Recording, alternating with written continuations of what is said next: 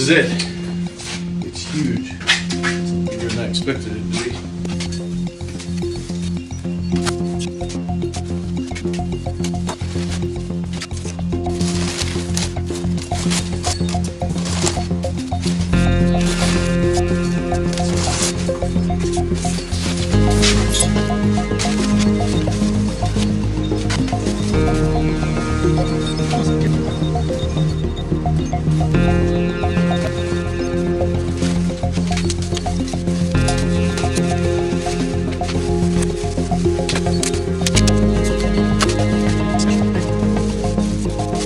We have it.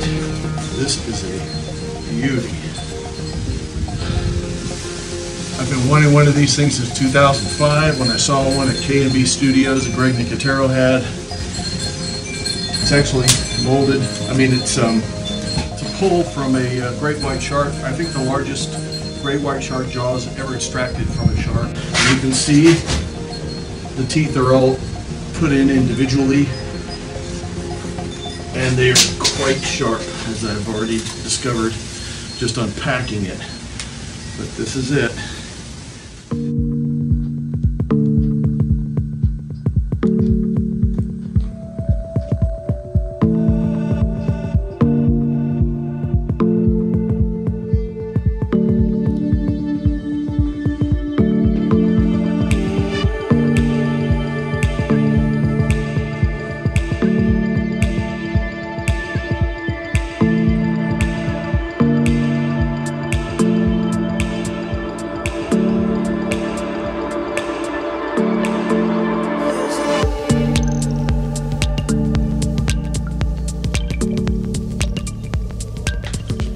Well, here we are. This is the Gordon Hubble Great White Shark Jaw that was sold by Bone Clones, which is a company out in California that makes exact replicas that are almost indistinguishable from the real thing of fossils, mostly dinosaur ancient species, but also have human skeletons, animal skeletons, basically any kind of creature that you could imagine that's going to be used for either museum or science purposes or teaching purposes. This one, I believe, is the largest shark jaw ever molded, maybe in the world, and they have an exclusive license with this. As far as reproductions go, it's as close to the real thing as you can possibly get. I mean, it's almost difficult to tell.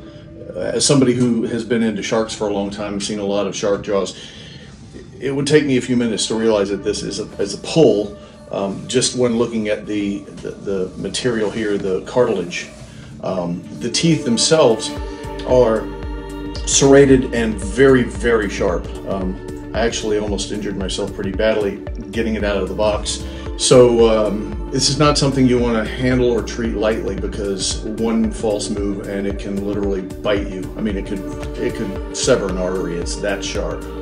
Every tooth is immaculate and perfect. There are actually, the teeth are put in when you order one of these things. The teeth are actually put in by hand by somebody upon order, and every tooth is numbered and categorized. So whenever they make one of these and they place these in, these are the teeth that would have appeared in the jaw originally, but they're all hand adhered in with, I don't know what this material is, but they are in there for good. So right now it looks a little too pristine for my tastes. I'd like to have it far more rustic looking and almost as if it wasn't completely cleaned at the time. But I wanted it to look a little bit more like something worthy to be hanging in Quint's shack than a perfectly bleached shark jaw that it looks too perfect, too pristine.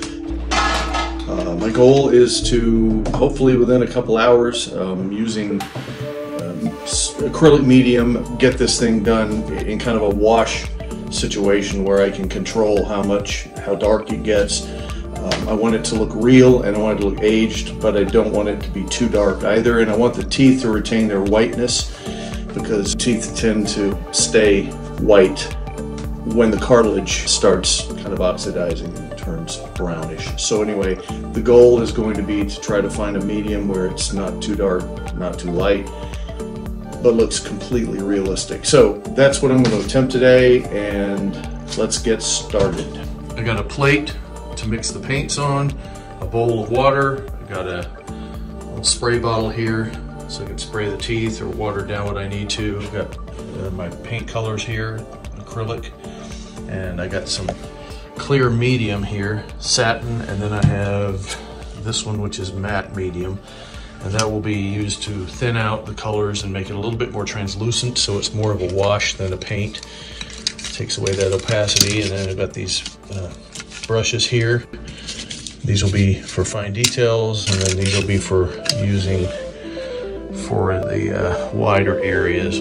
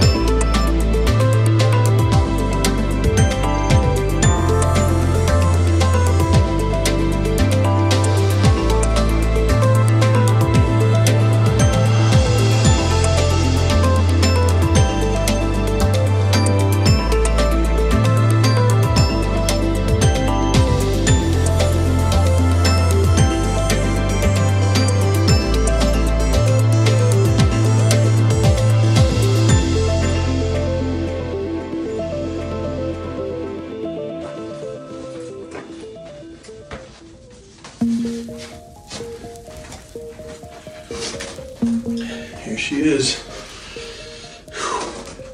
See the teeth, the layers.